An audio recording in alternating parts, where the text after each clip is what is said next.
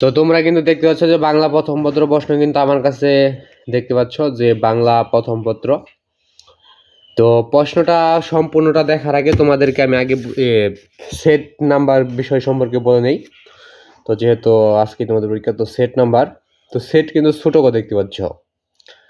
তো সেটের বিষয়টা হইল যে তোমার সেট এবং তোমার সামনের জনের তোমার বন্ধুর সেট এবং পিছনের জনের সেট কিন্তু এক থাকবে না। তো সেট কিন্তু উলট পালট থাকবে, বা 4 সেটে প্রশ্ন হয়, 4টা সেটে প্রশ্ন হবে, 4টা সেটের 30টা টিক চিহ্ন সবগুলো একই থাকবে, কিন্তু এখানে তোমার যেটা 1 নম্বরে থাকবে তার সেটা তোমার যেটা 1 নম্বর আছে ওইটা ক নম্বর সেটে 11 নম্বর থাকতে পারে, 10 নম্বরে থাকতে পারে, আবার ওটা খ নম্বর সেটে ওইটা আবার অন্য সেটে অন্য নম্বর থাকবে, এবং বড় গ নম্বর সেটে ওইটা আবার অন্য একটা নম্বর থাকবে। এভাবে কিন্তু উলট পালট করে দেবে যেন তোমরা দেখা দেখি না করে লিখতে পারো, তার জন্য কিন্তু এরকম পদক্ষেপগুলো নেওয়া হয়। তো তোমাদেরকে প্রশ্নটা দেখাই দিব। প্রশ্নটা দেখার আগে তোমরা চ্যানেল নতুন হয়ে থাকলে চ্যানেলটাকে সাবস্ক্রাইব ফলো করবা, আর প্রশ্ন আউট হয়েছে কিনা সেটা কিন্তু তোমাদেরকে আমি আজকে জানাই দেব। তো আগে আমরা দেখে নেই যে কয়টা টিক চিহ্ন আসবে এবং কত মিনিট করে একটার আর কি, মানে তোমাদের এখানে যদি আমি লাস্টেরটা দেখাই, সেটা হলো যে 30 নম্বর পর্যন্ত থাকবে বাংলার মধ্যে, 30 নম্বরের মধ্যে থাকবে, এবং এই প্রতিটা নাম্বারের জন্য মানে প্রতিটা টিক চিহ্নের জন্য 1 করে থাকবে, এবং প্রতিটা প্রতিটা টিক চিহ্নের জন্য 1 মিনিট করে তোমাদের সময় দেওয়া হবে, 1 নাম্বার করে দেওয়া হবে, এবং একটা টিক চিহ্নের মধ্যে। এটাই কিন্তু নিয়ম, এবং এটা 2025 সালের প্রশ্ন, এবং কিভাবে প্রশ্ন করা হবে সেটা কিন্তু তোমাদের আমি বুঝাই দিলাম আর কি, দেখাই দিলাম যে এই পরীক্ষার উপরের অংশটুকু কেমন থাকবো, এবং পরীক্ষার নিয়মগুলা সেটের বিষয়টা আমি তো বলে দিলাম যে একজনের সাথে আরেকজনের মিল থাকবে না, এবং প্রশ্নগুলা এই প্রশ্ন করা হবে এমন না। তো প্রশ্ন কিন্তু আউট হওয়ার সম্ভাবনা খুবই কম, তো পরীক্ষার প্রশ্ন কিন্তু আউট হয় না আর কি। তো আমি তোমাদের আগের প্রশ্নটা দেখাই দিলাম যে কিভাবে হয়েছিল প্রশ্নটা। তো আমরা একটু এক নজরে দেখে নেই 2025 সালের প্রশ্নটা। তো 1 number, 2 number, 3 number, 4 number, 5 number, 6, 7, 8, 9, 10, 11, 12,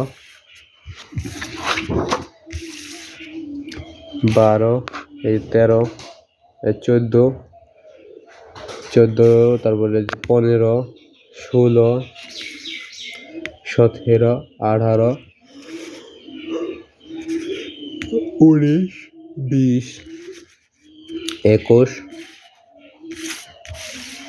তারপরে 22, 23, 24, 25, 26, 27, 28, 29, 30। এখানে কিন্তু 30 নাম্বার পর্যন্তই আছে। তো তোমরা একটু ভালোভাবে এগুলো নিয়মগুলো দেখে যাবে পরীক্ষা দেওয়ার আগে। তো প্রশ্ন আউট হওয়ার কিন্তু কোনো সম্ভাবনা নাই। তো তোমরা দেখতে পাচ্ছ যে প্রতিটা টিক চিহ্নের জন্য 1 করে পাবে, এবং পূর্ণমান মানে 30টার মধ্যে 30টাই হয় 30ই দিবে। এবং আরেকটি বিষয় সেটা হলো যে 5 নাম্বার কতই হবে। তো যেহেতু 30টা টিক চিহ্ন, তো 3 ভাগের 1 ভাগ নাম্বার কিন্তু পাইলে পাস, তার মানে 3 ভাগের 1 ভাগ কত, 10টা। তো 10-এর নিচে পাইলে ফেল করবে, এবং 10-এর উপরে পাইলে এগুলো পাস হবে, এবং 10-এর থেকে শুরু করে সবগুলো পাস হবে আর কি। তো আশা করি বুঝতে পারছো যে প্রশ্নের সবগুলো নিয়ম। সেটের বিষয়টা তোমাদের ভালোভাবে মাথায় রাখতে হবে যে সেটগুলো কিভাবে করা হয়। তুমি যদি পিছনের বা সামনের জনের বা পাশের জনেরটা দেখে যদি দাগাইতে যাও, সেই যেভাবে দাগাচ্ছে ওইভাবে তুমি যদি দাগাও, তাহলে তোমারগুলো সবগুলো ভুল হয়ে যাবে, কারণ তোমার সেট নাম্বার অন্যরা। তোমাকে সেট নাম্বার হিসেবে তোমাকে প্রশ্নের উত্তরপত্রগুলো তো দিতে হবে। সেই ক্ষেত্রে তুমি মানে দেখার মানে পিছর জনেরটা দেখতে বা সামনের জনেরটা দেখতে এবং সাইডেরগুলো দেখতে কিন্তু তোমার অনেক অসুবিধা হবে, বা মিলিয়ে তারপর তোমার উত্তরপত্রগুলো কীভাবে হয়েছে সেটা বের করতে হবে। তো আশা করি বুঝতে পারছো। তো 2025 সালের সিলেবাস অনুযায়ী এই প্রশ্নটা কিন্তু 2025 সালের সিলেবাস অনুযায়ী, এবং তোমার প্রশ্নটা হলো 2026 সালের প্রশ্ন অনুযায়ী। তো এভাবেই কিন্তু প্রশ্নগুলো করা হয়। আমি নিয়ম লেখাই দিলাম, এবং নতুন বছর নতুনভাবে নতুন শিক্ষার্থীদের জন্য প্রশ্ন করা হবে নতুনগুলা।